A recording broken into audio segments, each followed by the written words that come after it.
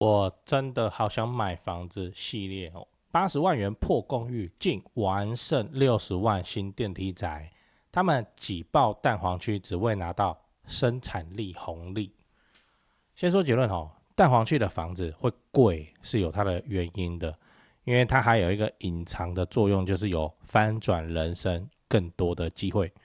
嗨，我是買房阿元，訂閱買房阿元，我先祝你老了有房也有錢。我們上一支影片聊了城市光廊還在嗎？如果你還沒看過的話，可以看一下。那今天我來跟你討論為什麼好地段永遠不敗。這次來聊是一位會員朋友問我的問題哦。那他的問題是這樣，就是說為什麼大家明明就想要住在你看坪數大、空氣好哦、鳥語花香的地方，不然就不會一到連假的時候就大家都去衝到鄉下地方去啊？你看那個雪隧不是假日一定會塞嗎？然後感受大自然，那為什麼不直接住在那個大自然裡面就好了？又大，然後重點是又便宜，而是大家想辦法去擠蛋黃區，房子又老又小又醜又破也沒關係，這樣哦，就好像搞得啊，反正林北有一個台北市門牌啊，尊爵不凡這樣，他覺得很難理解哦。那剛開始接觸這個房子嘛，這樣很正常啊。我聽到這個問題的時候，一開始是想說，這是不是又是什麼看空一族的粉絲來亂哦？結果聊一聊之後才知道說，這個不是呢哦，他是真的用居住的眼光來看房地產，所以才會認為說，這個大家怎麼那麼奇怪哦？心裡想要的跟做出的選擇就不合理啊，就對不起來這樣。那我就突然覺得，哇，這是一個很值得討論的問題了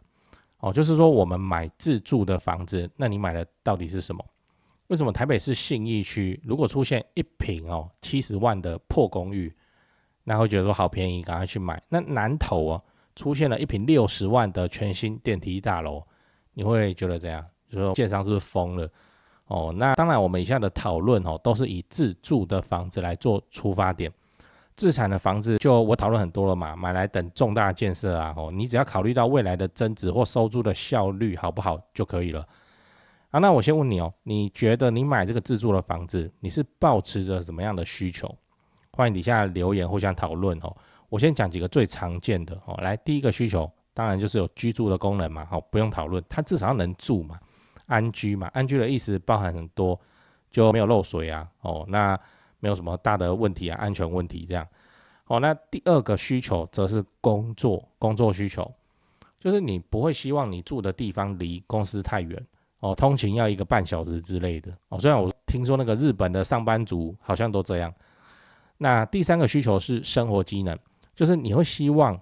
這個附近有你常去想去的地方，例如說你就很喜歡煮菜，那你就會希望離菜市场近一點甚至因為上班族嘛，黄昏市場或者附近要有全聯這樣。雖然全聯最近我也不知道為什麼被抵制。那你不會煮飯，你就是希望附近有一條吃飯街讓你去那邊打包外帶就好。那第四個需求是教育需求，就是好學區啦，這樣子的小孩上學你會比較放心。不是說好學區他就考得好，而是說那個好學區的父母都是重視學區的父母，那就會變成什麼？那就變成說你的兒子不會有什麼亂七八糟的8+9的朋友同班同學。我最近聽到一個很扯真的是很扯我跟你講一下，我聽到我覺得不可思議啊，那個縣市啦然後學校啦那相關人我就不提了。總之你看台灣已經亂成這樣，就是國小重點是國小然後有一個問題學生。那我朋友跟我說，他是說認為說什麼叫做一粒老鼠屎就壞掉一鍋粥這件事情是真的，不是說那個成語而已。就是那個同學家裡也不好沒在管，然後就小年紀加入幫派然後東搞西搞就對了。好，然後怎麼樣？就是他會去影響班上的同學，影響班上的同學是除了上課作亂就算了以外，大家都有手機嘛，小朋友也有手機嘛然後他會去加那個同班的 LINE 然後男生女生都加，尤其是女生的 LINE 給他加起来，加起來以後會把他們拉進一個群組然後群組裡面都是誰？不是打電動討論功課是那個社會上的人就成年人。然後那個成年人會去騷擾那些國小的小朋友，請他們拍漂亮的照片，然後就說要給他錢然後就叫他再脫一件，叫他再脫。你看，這個就是黃子佼的那個嘛，就有這種變態，然後就滲透進這天哪！那如果好學區，不是說100%不會有這種事情，而是說那個好學區至少他父母都是重視學區的嘛。我們求的是一個你班上的同學朋友都不是一些阿薩布魯亂七八糟的8、9就這樣。你絕對也不想要你的什麼女兒高中就懷孕國高中就懷孕，就這樣嘛，這是好學區的作用。好，那大概就是我上面提到這些需求，但這些需求都不足以構成蛋黃區房價不斷攀升的原因。所以你要知道，房子是一種提升生產力的工具但還有一個就是我也幾乎沒有什麼聽人家來講我唯一有聽過就是那個老高在特別講這題，非常容易被忽略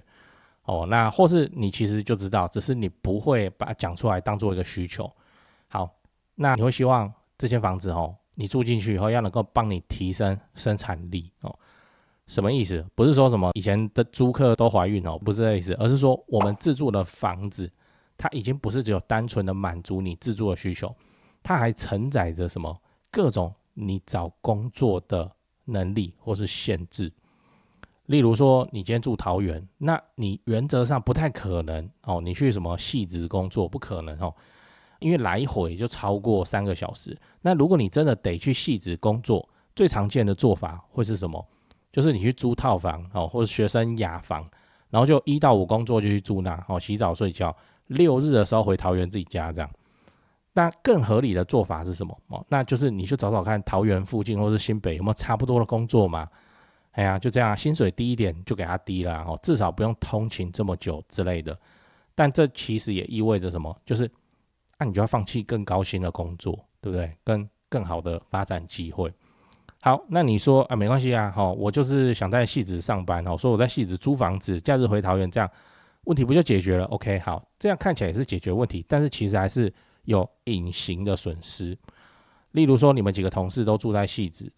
然後假日想要出來玩，他不好意思約你啊，因為你要從桃園趕上來，或是你參加完就要回桃園，這樣1次2次以後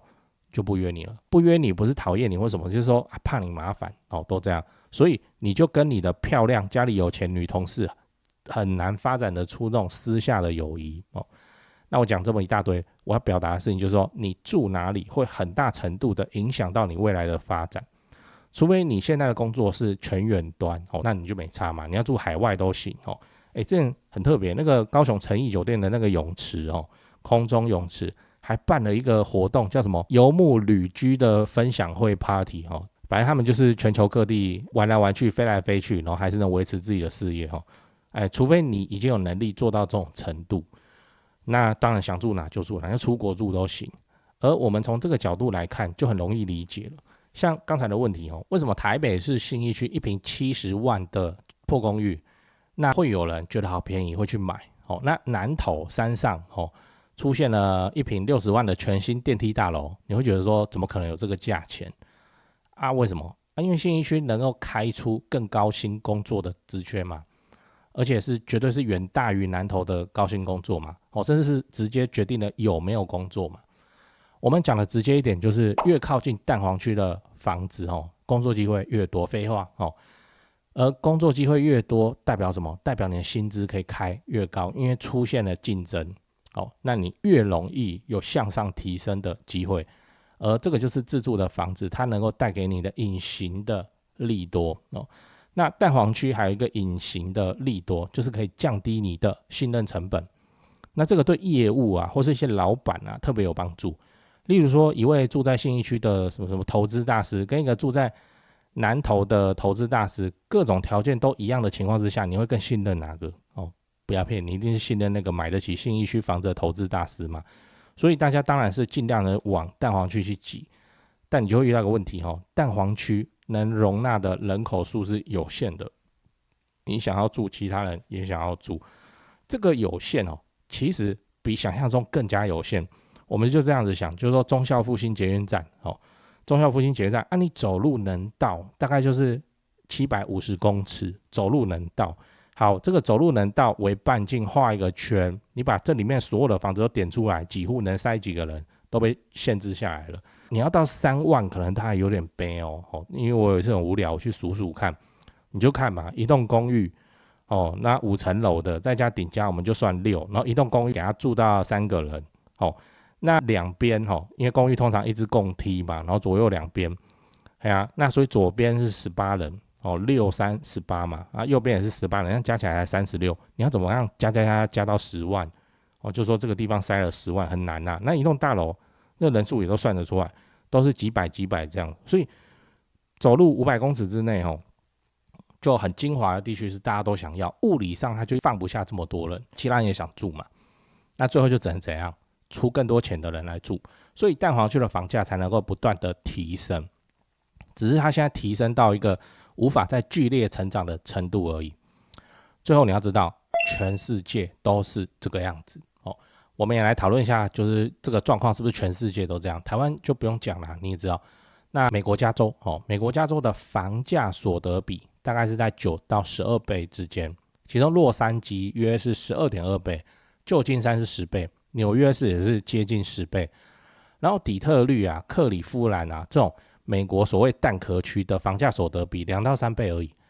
就這樣啊，哦，差距也是這麼大哦。能提供高薪工作機會的地方，房價就會高。日本也是嘛，東京的房價非常的可怕，預售屋1年可以漲10%以上，但是如果你去過日本的農村，你看這一集我有看不用20萬就可以買一間房子，他們好像花台幣16萬哦，買了一個北海道房子，很好看然後還會下大雪，然後他們屋內的設備什麼都跟我們台灣不一樣，有點那個小木屋的感覺，16萬啊，這麼便宜啊，住日本啊，鄉下地方啊，哦，嘿啊，這不是許多人夢想中的田園生活嗎？啊，為什麼他房子會便宜到16萬？好不容易還等到一個人來買哦。然後英國也是哦，倫敦的房價所得比12倍，蘇格蘭地區5到6倍，你看差別就是這麼大。而且我們剛才在講的這幾個地區都怎樣？房價不斷的創新高，也沒有說什麼因為少子化房價往下掉，沒有，都還在創。因為大家就是還是要往蛋黃區擠，又驗證了我之前講的好地段永遠不敗，而且絕對的少子化哦，會造成絕對的什麼？你看我影片那麼久，這下一句你也知道哦，絕對的少子化會造成絕對的都心化，在各個國家都通用。你不要講各個國家，整個地球、整個太陽系都是通用的。好，那我們整理一下，我們今天講了什麼？就是為什麼好的地段永遠不敗哦。我也為你分析了，表面上大家都說要住大房子、前庭後院、種菜養雞，那最後還是擠在蛋黃區去當社畜。原因不只是生活機能或通勤方便，而是更深層次的所謂生產力的問題了。房子除了提供居住的功能以外，它其實也就決定了你能夠接觸到怎樣的公司、怎樣的工作機會、人脈、發展空間。住在越靠近核心經濟活動的地方，就越有機會獲得高薪的工作，即使你能力都差不多哦。還有什麼向上流動的機會？你就做一做以後，老闆覺得不錯，然後他們內部要做了一個新的項目，就叫你負責了哦。假設一切發展順利，奇怪，回頭一看，怎麼才5、6年而已，你變副總哦？這個事業體的副總就這樣啊？這個就是在鄉下地方它不會發生的事情哦。這個不只是台灣的現象哦，美國、日本、英國等等先進國家也都長這樣，所以才會發生首都圈的房價哦再高仍然不斷創高，但是偏遠地區再便宜也乏人問津。那我的結論是，地段的價值已經不只是房價的本身，房價只是它反射出來的東西而已。那它背後代表的是機會的密度。那你買的不是一間房子，而是一個能讓你提升生產力、改變命運的坐標。最後，我想問你，你覺得房子除了生產力工具以外，還有什麼屬性？A. 存錢筒屬性，就很多人講的哦，房子不是給人住的哦，是給錢住的。B. 投資屬性，就把那個房子當做一種金融工具來做操作。C. 炫耀屬性，炫耀要把妹要幹嘛？林北住信義區啊，豪宅啊，怎麼樣的？對哦，講八卦之前先打個岔，我剛看那個 YouTube 後台啊，有74%的觀眾朋友都看而已，沒有按訂閱啊，就這樣還有55000訂閱哦。那麻煩你幫我按訂閱，應該不久後就10萬了。這樣我拍影片會比現在多很多的成就感。按了嗎？對，就是那個買房阿元 logo 旁邊的那個訂閱。對，按下去。好哦，感謝你的訂閱，好人一生平安。那長期觀眾也都知道，想要置產高雄中古屋要找誰？哦，台灣房屋美術之星店林店長，就加這個 LINE 小老鼠 go go go go go 小老鼠5個 go。你跟我說好友已經超過7000人了。哦，那加了以後會一直 po 有潛力的房子，或是現在就已經被低估的房子。那想置產在台北也是有哦，就找101蕭店長哦，小老鼠 buy 台北，小老鼠買台北這樣。那也跟我說有超過2000人加入了哦，都不想加也沒關係，你還可以購買我的 YouTube 頻道會員來支持我。高雄房地產功課就給你抄哦。那會員影片是在比較深入的解讀高雄地區，你根本連功課要怎麼做你都不知道的哦，然後能夠拉抬附近中古屋房價的重大建設跟民間大型投資案會員影片現在我還拍了阿元看房系列影片嘛，就真實認真去看一間房子，然後都不開濾鏡的，就跟你細細的分析說這間房子如果要買，那它置產的劇本是長什麼樣子，它潛力在哪裡，建設在哪裡。高雄真的很棒，置產機會一大堆。最後還是提醒一下，不要炒房。不要炒房哦，我們就合法長期置產，配合政府社會住宅做個好房東，守住房子，穩健的實現老了有房也有錢，這個目標才是正途。一起加油吧，在長期置產的路上，我就陪你一起往前走，走到70歲。訂閱買房阿元，我先祝你老了有房也有錢。講八卦哦，講八卦。我是認為說，如果你是一個北漂青年的話，你要怎麼做哦？我跟你說，不要因為那個空間大小，不要因為空間大小去選擇，你就在信義區工作的話，你不要因為空間大小，你去住什麼新北很便宜、通勤很久的地方，你應該要怎樣去租信義區很貴，然後比較小的房子，去這樣子做就對了。因為貴的房子才有機會讓你擁有更多的資源跟碰撞更多的機會。老高有一集也在講過什麼改變人生改變人生的具體方法，他就直接講了，以他的經驗叫做搬家搬家怎麼辦？搬到充滿機會之地搬到充滿機會之地，他認為這個是改寫一個人生格局最有效的做法之一。那你會在一個地方發展不好，有沒有可能就不是你的問題，就是那個的問題嘛？就是環境的問題啊。孟母三遷那就來遷遷就去搬家。那你搬家以後，你就去忍受比較小比較貴，不會怎樣啦。那時候年輕拼一下而已忍受一下下而已，短時間的忍受不用擔心那你一旦觸碰到更多的機會以後，那一下子就上去了那該買房你就買房那你要獲得遠端工作資格那你就跑来跑去，這都可以。我還是認為說，那個好地段才會有好機會，至少這幾率大很多嘛。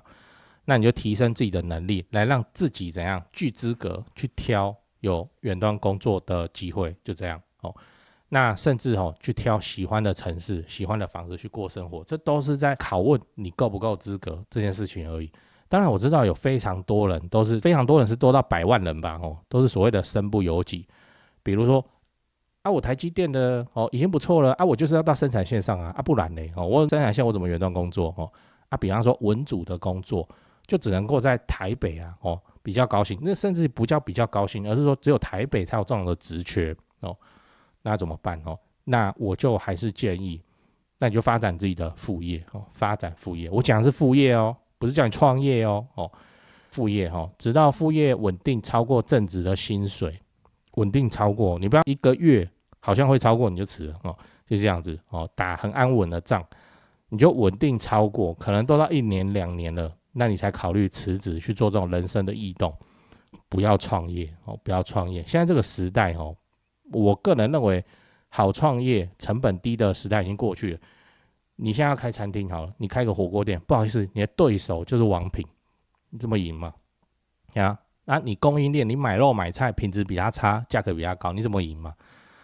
那你做什麼事情你創業除非是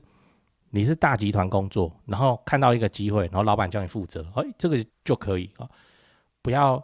這個一言不合就跑去說自己要創業，然後覺得自己很英雄很偉大，這在我看來是很北爛這是這種不負責任的表現。創業一失足還債10年以上，我們沒有必要去賭這種代價，那你就做副業嘛。那副業就是怎樣慢副業就慢慢發育就好了我們台灣人都比較怎麼講，就是小富即安啊，我們沒有要跟人家易來易去的。那發展副業一般還是正常上班就好。我跟你說，這遲早的事情你遲早要做副業的。你現在不做好，那3年後，你有一天晚上躺在床上，你就回想，我3年前我幹嘛不做？我看我那個同事就做，到現在也3年了啊，也有一點點穩定的收入，可能也不多啦，幾萬塊。不過他底氣就變大了老闆加班，他就說他不要，就這樣。好，那副業的選擇，我一律建議學技術接案子，學技術接案子，而不是去熊貓啊，或是什麼那種純出賣體力，用時間換錢的事情。按什麼詐騙車手啊，這種不合法的東西就更不用考慮學技術接案子，學技術接案子比較理想。不會就去學嘛，你不一定要寫程式啊。我現在看一看我個人認為那個錄 podcast 自媒體，這是一個好生意你就分享你的專業，不會你就去學啊，什麼錄音設備啊，什麼簡單的剪輯怎麼用啊，怎麼樣經營自己的社群媒體啊，就這樣分享你的專業。這個連影片都不用拍我現在拍這個影片我還要剪對啊，很麻煩的事情。那個 podcast 的話就這樣就行了又能夠協助什麼？又能夠協助你接到比較技術性含金量高的案子，因為那個業主是你的听眾，聽一聽覺得你在這行很專業。這我亂講就是比方說一個會計師，會計師就是每天就是這個工作但是他有一天他就是開始經營這個 podcast， 然後講一些大家常問的問題，中小企業老闆都搞不清楚的問題，然後再舉個案例之前那個誰誰誰有沒有亂搞被罰，還問我怎麼辦。我跟你講啦，這個就是當初怎樣這個平常沒事不會有人去研究，就你在這個行業你才會研究，那你就去做嘛。那做久了有自己的一小群聽眾，真的是一小群就好了，他就委托你了委托你看是要把案子接进公司，還是你就私下就有辦法幫他處理你的副業就慢慢發展起來了，都是這樣的都是這樣。直到有一天他說我要發票，好，你就被迫要去成立一家公司開發票給他，用這種路徑來前進才安穩安全。你不然轟轟烈烈的創業，然後什麼事情客戶在哪裡你都不知道。你看我現在在拍這個 YouTube 的影片嘛，对不對？但我同時會一邊把我的這個影片的音檔輸出成 MP3， 然後就上傳到 Podcast 的去，就這樣就順手的事情幹嘛不做我剛剛去看我的那個 Podcast 後台70幾萬次下載，然後現在蠻奇怪的，那個 Spotify 跟其他就拆開來算，我搞不清楚，隨便反正加起來70幾萬次。那當然有一些商業合作機會就會找上來嘛。我算一算，上班族做副業，如果你做的是 podcast 還算很不錯呢真的是蠻不錯，因為門檻極低啊，就這個麥克風你也不用麥克風也行啊。其實 iPhone 錄音的品質就有夠好了，真的，只是你錄音要有技巧跟方法反正要講不完你說 podcast 的，可是現在競爭這麼大排行榜都是這些人我做我沒有機會啦。我跟你說，你要相信一件事情相信什麼？我不講那些心靈雞湯幹話，什麼相信你自己、堅持什麼的。你要相信一件事情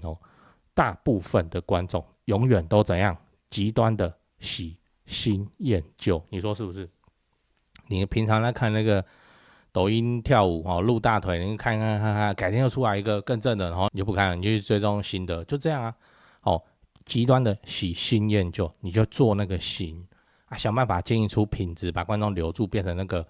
不被討厭的舊，反正就長期互動。只要你節目經營的好那你又有一點點專業技術在身，也不用多專業，就比普通的專業就好了。商業機會我跟你講，自然而然就找上你了，你人生的選擇就變很多。我已經聽到很多了，我有同事在那個工程師 RD， 然後就錄 Podcast 了，就上班沒有人要跟他講話嘛，然後他就自己錄一個技術性的 Podcast 的。我看他也是 iPhone 就拿起來錄就這樣。那是因為他好像有在做這個東西，我就找他聊天，然後他也怕人家發現所以都是你就認不出是他就对了，因為 Podcast 又看不到臉他講他 RD 在公司做專案的時候遇到一些問題跟狀況，跟一些題目怎麼解，然後後面又隨便講講自己去哪裡玩之類有沒的，我也不知道他現在還有沒有在錄總之就是沒幾集真的是沒幾集反正會聽這種東西的就是業內，你知道。沒幾集就被挖走了，反正他就轉職了就這樣。那被挖走，薪水又往上，這就是機會嘛這就是副業的一種經營方式。好，以他這個情況來說，不是副業，我講的是 Podcast 的製作門檻極低，我又沒有要叫你拍影片跳舞要去練舞要幹嘛，不用啊，你就錄你的 Podcast 啊，你人生的選擇就變多了變多了以後，你接到商案，你賺到錢，你甚至可以怎樣，就辭掉工作，去自己喜歡的城市買房子過生活。我一個房地產頻道講到後來跟你講說學技術接案子，然後